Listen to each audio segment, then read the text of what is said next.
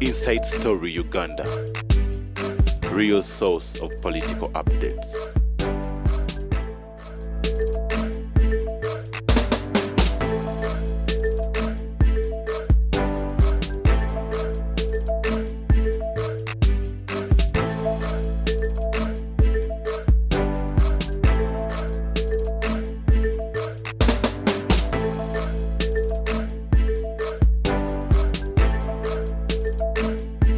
Inside Story. Kukunav Joseph Tamale Mirundi mutabani wa Mole n'amatovu wamu ne Mirundi Yowana era nkulamusaako yonna gy'osizira kubanga otulaba olunaku olwaleero Mirundi mugenzi Mirundi omugenzi naye wewa omanyi bw'ozaala omwana omugezi tofa kati bagenda ne bamubuuza mu ggulu nti wayi Mirundi kunsiba kuyita ati agwe nalekayo akyatambuza emirimu okufiira ddala owasizeyo tano muzeeyi weebale kunyumira mu yero mbadde manyi ebintu ebyo wabivaamu.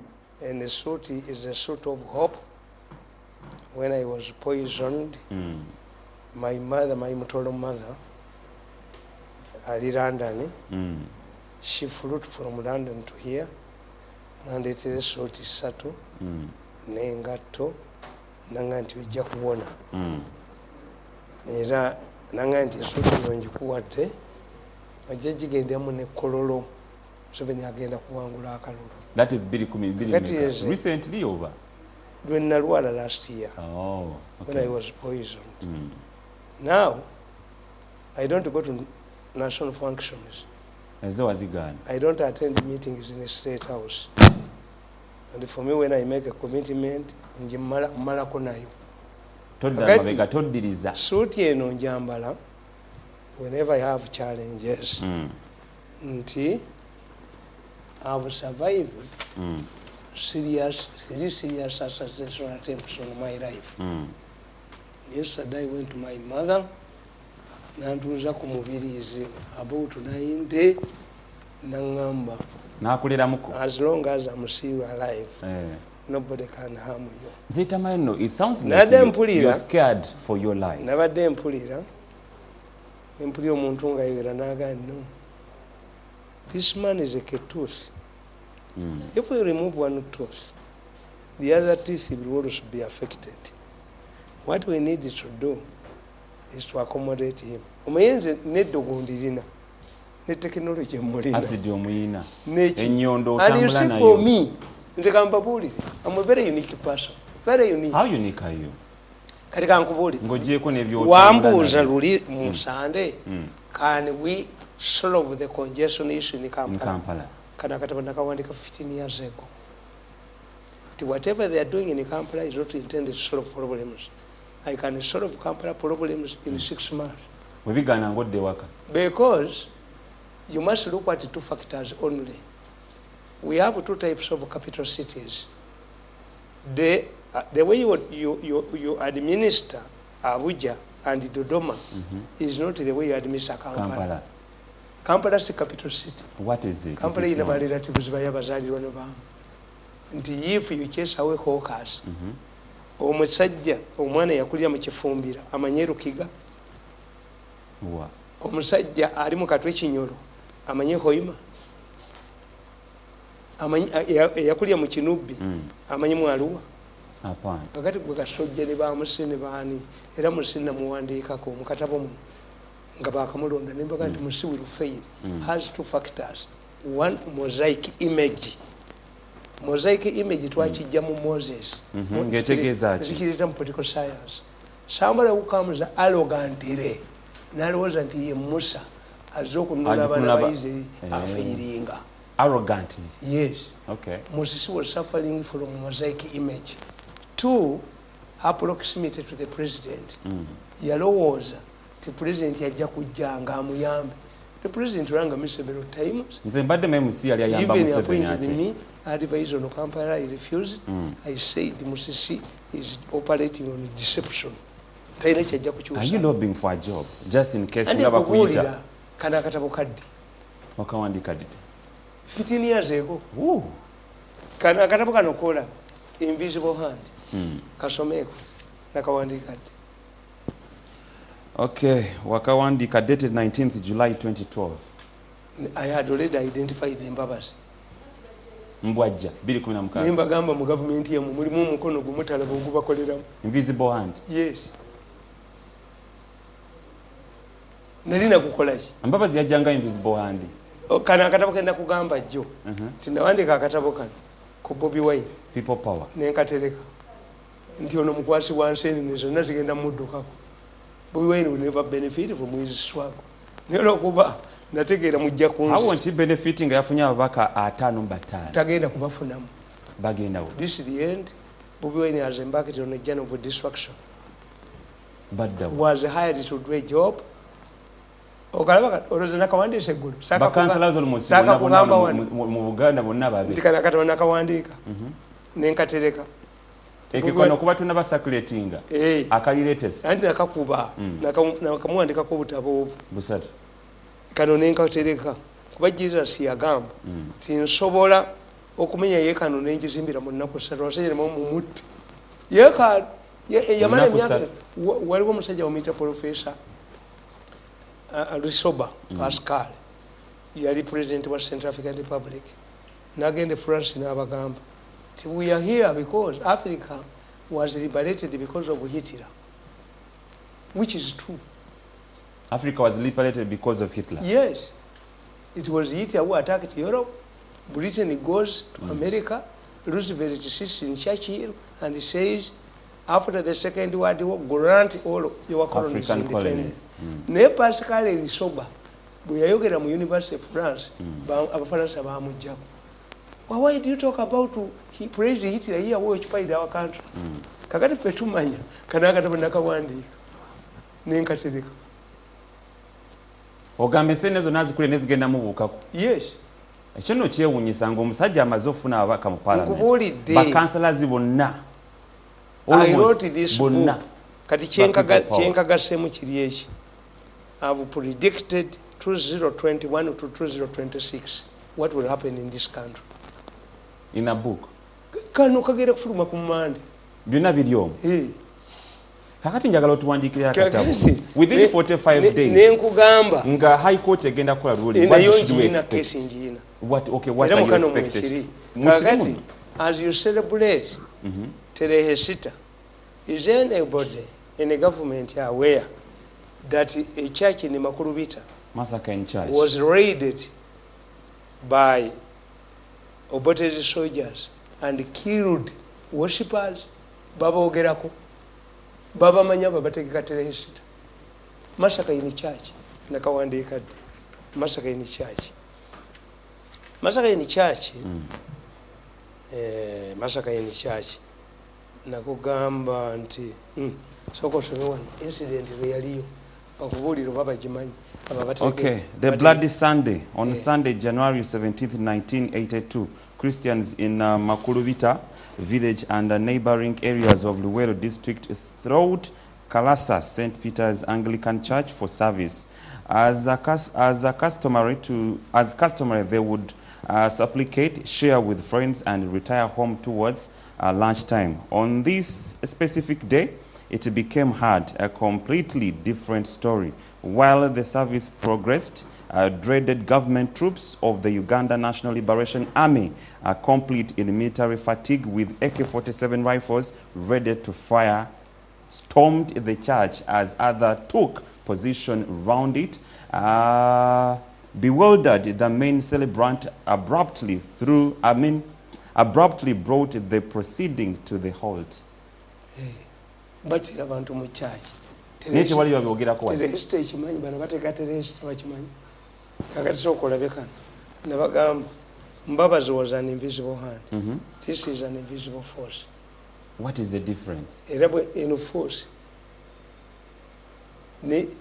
nakubuulira nenkugamba nti Museveni's challenge eri bweti nakugamba sooka osome wano nembagamba wano nabagamba nti Museveni ekizibu kye kiri mu lubiri lwe. Okay. A prominent businessman hired a consultant to reorganize his company, which was facing financial problems. The consultant found out that the businessman was overspending on luxuries instead of reinvesting the profits into the company. The consultant advised him to cut down on his expenditure, which he rejected, and the company collapsed. Why couldn't this man adjust his luxurious life? The answer was that, like Obi, he could not disengage from the Clara machine that had become part of the parcel of his life. Okay? The attitude is common in politics. This is one reason why governments lose power or be defeated in elections. Losing power means that the government embarked on a self-destruction mission. It did mistakes that were avoidable. A defeat means that voters wanted change. It does not depend on the performance of the government. Therefore, in many cases, leaders operate like Obi. They find themselves at a point of no return. Abakulembeze bafuna gulu kweva mu lubiri nempandika akatabo kange nti egundi nti the state house cars omukulembeze wa Uganda abalabe be baba mu lubiri njagala okunyonyoza awalala a difference between an invisible force and an invisible hand. Force tugimanyiti luli limbabazi kati ate waliwo force ngejjidde mukaddaga speaker of parliament kano kadda kana katabo kadda kaddi apprenticeship. Oh my God, 2016. Nakugamba ntya gwe tosenyisanga na mutwe guno nso mutwe gwange yakatu bwe nkugamba isoko songwana ku parliament paragraph 2. Okay, parliament. The biggest blunder the government made was to retain Rebecca Kadaga as speaker. The battle to remove Kadaga was poorly planned. First, the planners wrongly believed that Kadaga would lose her parliamentary seat, which did not materialize. Secondly, Sam Kutesa did not react to accusations that he was eyeing in the speakership. Having elected president of the United Nations General Assembly, Kutesa would have resigned from active politics because serving foreign affairs minister was unattainable. Mbabuulira na politikitinga nenkugamba ba minister mu Kampala nengamba nti Museveni is going to face hostilities from parliament. What do you base on? And his challenger will come from parliament. Chicho sinzira kokola these predictions. Which has materialized. They seemingly to be right. Slow. Kampala problems by appointing new ministers. The issue goes beyond the ministers. Zentula wansi. The politics of the Banyampi kano katunda nyi. Abanyampi is somebody who takes responsibility when he has not done it. Most of the people the nursery is Abanyampi. Ono kwa permanent secretary Munyampi. Bano bonna bemulaba abo basiba makomera Banyampi. Abafuwa balala is a tradition in our culture. Omugabe bwafuwa mwe mugabe sebo nze ekikoze nga tonnafuwa nako. The politics of the Banyampi. Nenkawandika kan sailing towards a self-destruction mission. Ngoyogera kuki? Nti Uganda egezi. Ngiraga. Nembabulira nembagamba teri mafia group esobola kubeerawo nerowooza nti ejja kwonoona buli kintu kyonna.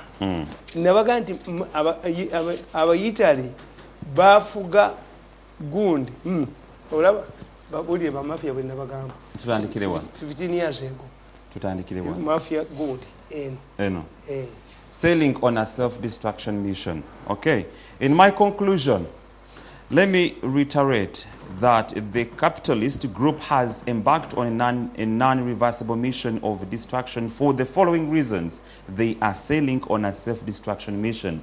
They are very arrogant. They operate on a principle of arrogancy. They are either with us or with the enemy. They do not follow ethics. They do not spare friends. Friends and allies, they are driven by money.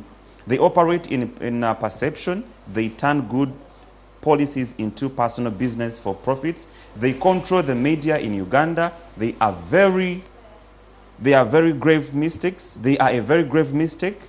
A person who plaster his ventilators, Eh. close windows and Eh. doors, leaving no room for fresh air Ate kano. to suffocate Ate inside. kano ebyo nebimula bannaddiini nga boogera I predicted it in 2012.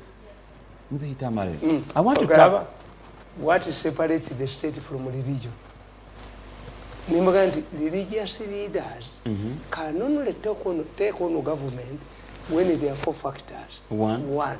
If their freedom is threatened, come out. The monks in Asia, when you see monks demonstrating on the street, the government has collapsed because monks demand one thing, to stay in their monasteries. When religious leaders venture into politics, they must understand the politics. Don't propose things that don't apply in politics. So in that latest book, what is your prediction ku musango guno? Because wagogera ko. No, let me tell you. Omusango wa Bobi Wine nababuulira luli. When the government messes up elections, this is an election process. It's not an event. Organize election, count votes, declare a winner. No. Era ekintu ekyo kinayogera. Amawulire mugalaba ekitwala. Ti Bobi Wine has hired Mbabazi lawyers. Abali musango Nabagamba ki? Nabagamba nti the judges nullified the 2016 general elections diplomatically.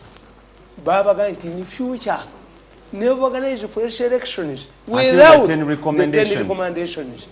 In future, never cook sauce without salt. What does it mean? So ekitegeeza to hire Mbabazi's lawyers bagenda kuza kiri ruling gye bakola. Kakati yagenda kufuna ebintu ebyo kambabuulire. Omusango ogwo I can predict it. One, if government believes that it can rely on judges, no. Tekisoboka. Why? The judges were enumerated.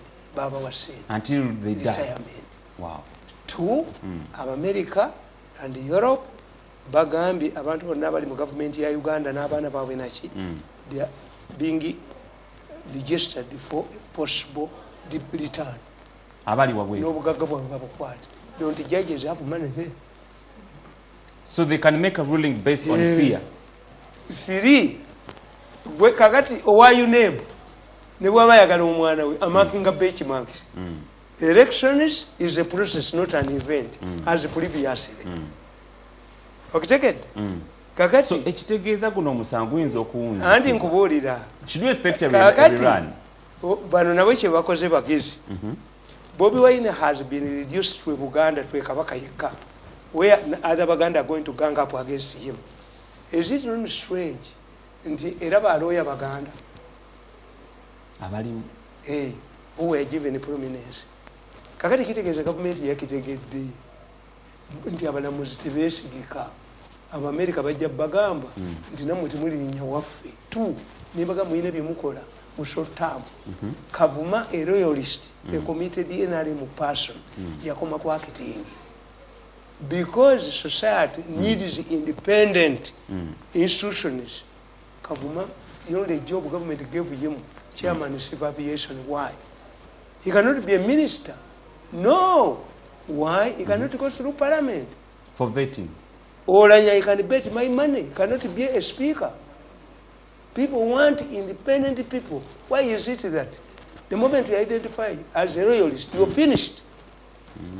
Kubanze nchimanyi, mutamanyi statistics. Do you know the Western Bloc ababaka beina mu parliament? Ababaka abapa mu Western Uganda. Nalabye ku list. Balinga 15 oba 17. Bali 177. All of the regions. So kuleke. Ekintu ekyo nakirabyeko nga everyone is talking about it. Western Uganda kweta n'ababaka 177. Nedda babadde baziteekawo mu constituency nga baziteekawo mukola ki? Politics is not for dreamers. Anti kyenkubuulira nti babadde baziteekawo nga mukola ki? Politics is for planners.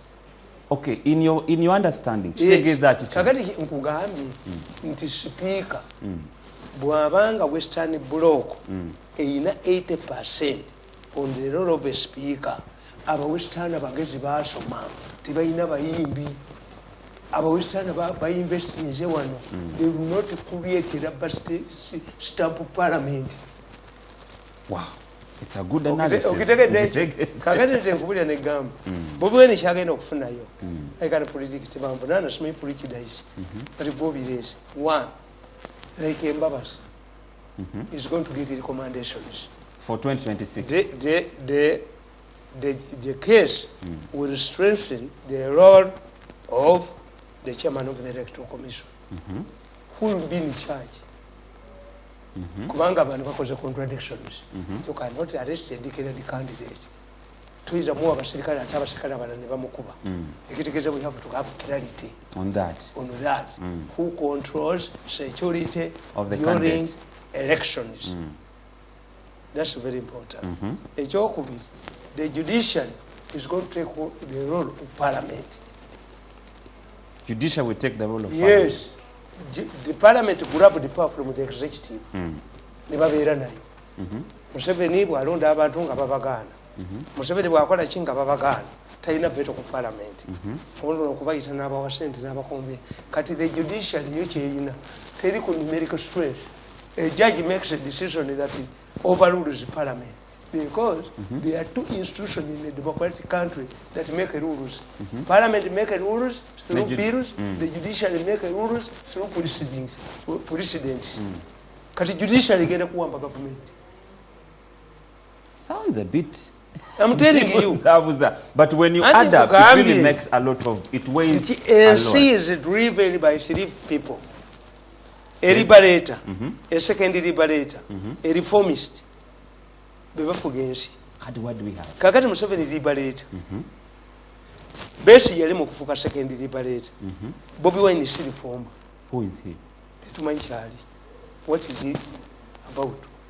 Kakati in absence of a reformer and a second liberator, Museveni in a challenge.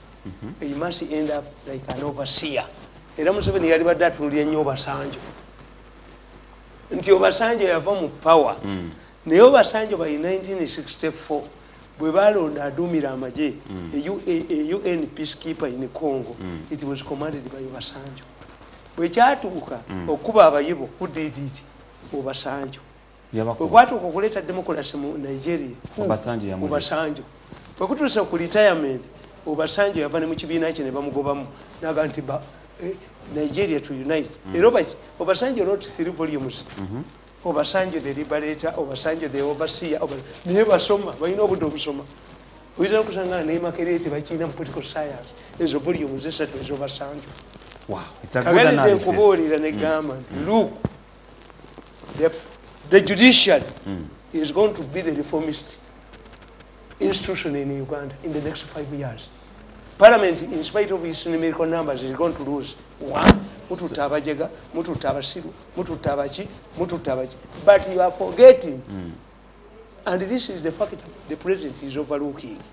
What is that? The president, kakati, abadde liberator, abadde reformer, abadde statesman, unlike Moses, ono ye yafuga eggwanga, abantu abafuze amawanga gaabwe Washington, ono egundi mabane bali baleeters Katonda n'abayamba balinde batafuuka bagundi batono Mandela yakaddewa era I don't write about Mandela seriously yali mukadde naye bwe baatuuka omugamba yagoba mukazi we asaznyusa abazungu Mandela batta omusajja no Chris Hani yali adumira amagye ga South Africa tumumanyi wano bulungi. Did Mandela put up an inquiry? No. Mandela he divorcing mukazi immediately, he got out of prison. What if he was he? Kakati Mandela muteeka ate mu kiti kirala as a political scientist. Mutegeera titweta gamba musajja nti si mwenzi naye ate ng'atambula n'abannyina. The Baganda have a proverb. You cannot test your dog on a heap of tobacco. A dog does not smoke. You bring him meat there and see whether it will reject it. Kakati nemba gamba nti bino byonna bye mugamba bimuliko tubiyita political again. The biggest challenge Museveni in this country. Yes. Whoever is, Museveni would be very mindful of what is happening in this country. because kati ye asigadde kubeera overseer like Obasanjo. That's why in some countries ojja kusanga mu India president gyali temumumanyi. In Germany they have a president. In Israel they have a president. These are people who play the vital President role. Museveni is going to be like an overseer. Judiciary is going to overtake. So wali katono tukankuze wali katono nnyo. Judiciary muguno musango. Yagenda ku kinene nnyo. Ejja kola recommendations. Judiciary UNEB. UNEB yabawa benchmarks. Egolola bugolozi. Kakati mumuyina okumanuvalinga nti the president bwe baayagala bwe baalemesa ono okuba enkuŋŋaana he moved in nejje n'alijjawo birungi n'agenda yali tamanyi byakola n'aleeta afeni muhozi n'astabilizing eggwanga. Akoze omulimu. Museveni adhered to election rules nembaga nti ono agenda kuwangula akalulu kubanga ye ategedde nti victory ye bano babalamu oba balamu Museveni aliyeko kukola balamu balamu oyo omanyi bamubbiranga mu ssente nga tategeera who brought Bobi Wine balamu because Bobi Wine wouldn't have no puna atamuleta atani registering people ko wanga n'akajanja ke nga waliwo n'oli mu State House because Museveni's problems originate from the palace. Balowooza Bobi Wine wakulira mu ssente oyo omwana n'abulookinga Bobi Wine. People power was a slogan.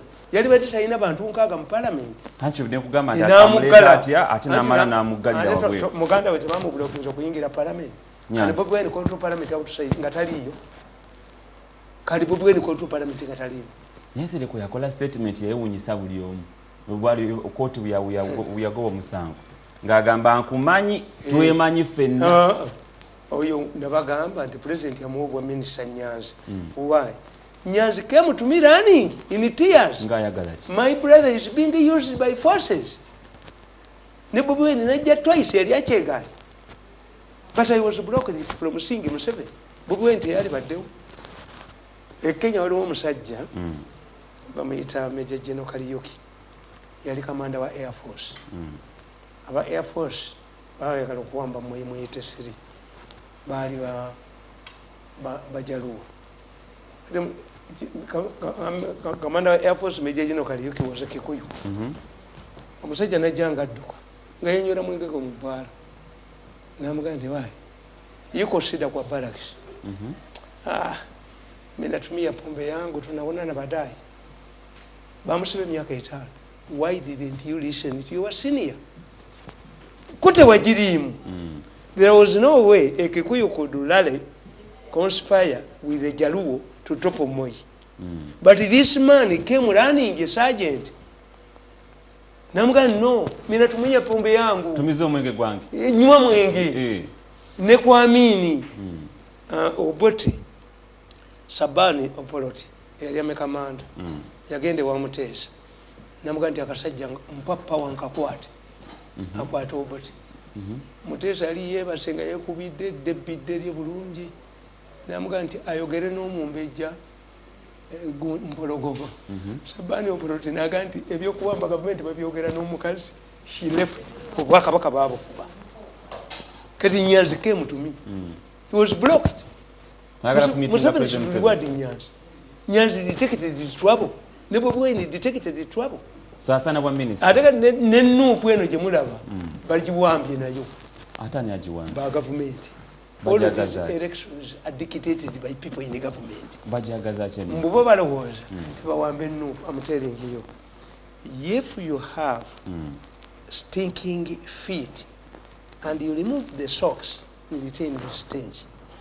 Banabana, if you buy a Gomez, mukazi n'omugulira Gomez nga si mukazi wo, you are wasting time. These people, younger people, who have elected NUP leaders, they don't know that NUP is an armpit of government people. Ate biwagamba nti baddukayo. Ante nkubuulidde nti NUP yaba government. Mbakuba amasimu mbawulire. Dikire NUP man. Mbawulire. Recently guwagamba nti NUP Bobi Wine yali wa mungeri n'amala n'avaayo. Bobi Wine yekyati era ne Bobi Wine yali mu panic. Nabaga nti Americans can use and dump you. What the Americans have not reached a level of removing Museveni. engagement ate byonna abikola tebanatuuse nalabye story bu red paper nembakubira n'essimu nebaga neemu aba red paper akambasasiremu eyo story gye mukube ya organize waliwo agibawadde ali mu gurupu y'abantu bamumye sente nebaga mugiveeko naye semalubega ekibibi simanyi bakikole mugende mubali agesente bajja babetenda kakati why am I saying that all of these are affecting Museveni? Which one? The person who would get worried would be Museveni himself. Bino byonna ebikwatira abantu akwata abantu okukola ki Museveni yafiirwa. Tugenda bitunulako lwaki tukaterese kuba nakyo tugenda kitunulako minisita wa internal affairs alina byayogera tugenda bitunulako maasawo naye kasooke tutandike nono omwami twali twamwogera ku sande nensuubiza abalabi tugenda kudda ku mande tumwogereko David Senfuka herbalist. David Senfuka omwami ono nno yenanyini ddwaliro lya Leona NNN Medical Research and Diagnostic Center likola eddagala lya habo era nga ne gavumenti yavaayo nekakasa nti lisobola okuwonya diabetes wamu ne kansa bagenda katereza so ndoza kajjudde mukanterezeza omwami ono yakola press conference olwokuna wiiki ewedde ng'agamba nti afuna death threats wano mu ggwanga wamu ne wabweru w'eggwanga era yavaayo n'atwala n'agenda mu kooti ng'agamba nti waliwo ekitongole kimu kyali akolagana nakyo okubanga bakakasa eddagala lye naye kyamala ne kimwefuulira so ensonga yazitutte mu kooti twogere ku nsonga ya death threats gwe omu kuba receiving death threats wano mu ggwanga oyo yazze wange mu miso. His case has been handled. All of those behind his threats, me what I do, I write a report to you because I'm not a part of government.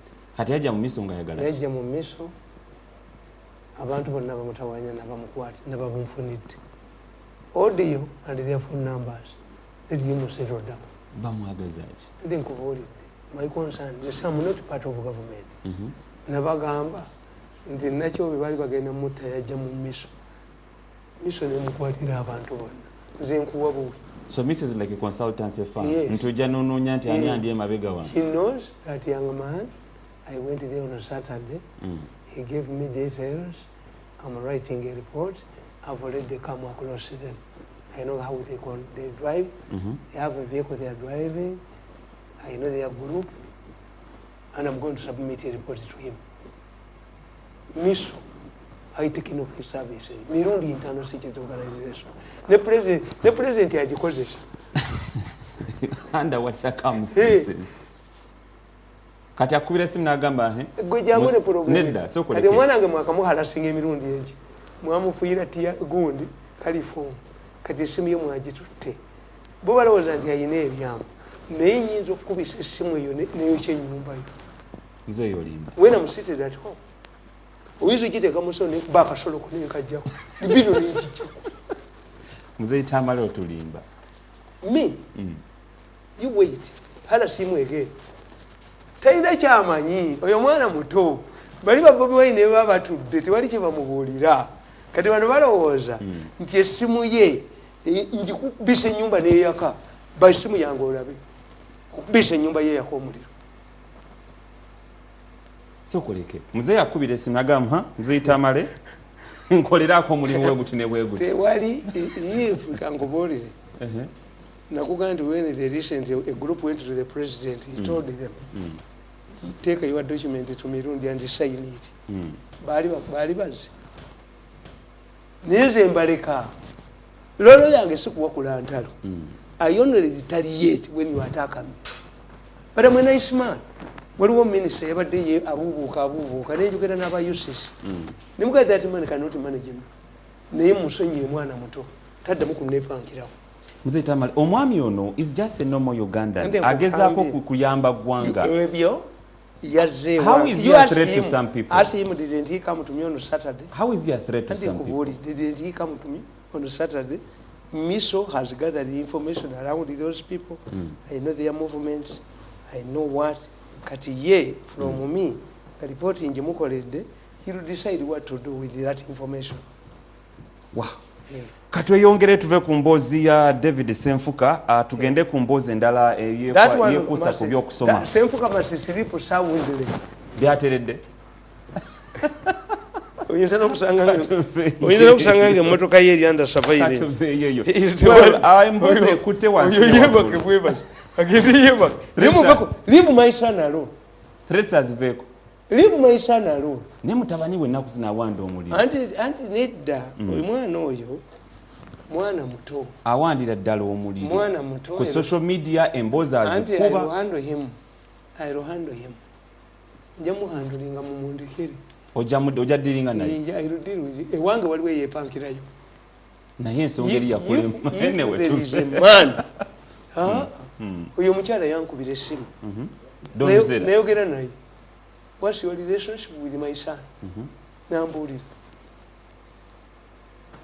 Wow. Hey, I'm in the charge of my family. Either deal with him or mentor him, because I know following is just a replica of yourself.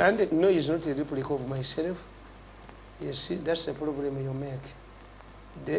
You see, we have what we call the processing process, especially at formative age. Kakati oyo omwana the nerves mumuwanye nnyo ng'ate talina absorber. Nze nsanga abantu najjako ne gaalubindi. Are you the one? Nentambula mu kibuga amaduuka ne gaggalawo. But because I'm 60 years, that's my survival. Nti nze musajja eyayogerera President Museveni n'ekifo ne ngenda nakyo. I'm the only spokesperson of the president in Uganda's history. Kiteekawo bagenda mu civil service nanyini buyinza ayagala akigireyo mukwano gwe ne bamugamba it does not exist. Naye mwalabako nga azibye ekintu ky'omuntu for 14 years. Mwalabako nanwende mu bbaala amakiwa kati omwana muto. But you need to era nze ndowooza nti if Jesus had come at 60 teyalikoze mulimu. Yandikoze Era fe tubagamba one of the reasons why he supported the president nti yasobola obuvubuka bwe najja nga abumaintaininga until now. Fe Abaganda tukugamba nti omusota gwo omukadde ye Nnalongo w'okuluzi bwogenda mu byalo enzizi zonna ziriko emisota. But because it is not snake does not bite. Kakati oyo omwana muto mumutuma mukola mutya nze nasooka nemuleka abimbe, but I'll control him. I can even take him for further studies. You should do that.